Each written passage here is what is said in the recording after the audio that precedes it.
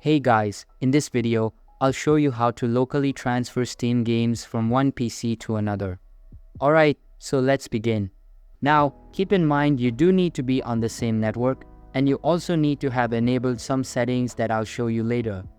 Now, if I press install on, let's say, Apex Legends right here, you can see I only have this on my local drive. But if you go to the Windows button and type in Share, find Manage Advanced Sharing Settings, open it up, and make sure both options are turned on. Then save the settings and press X. From your other device, you're going to do the same.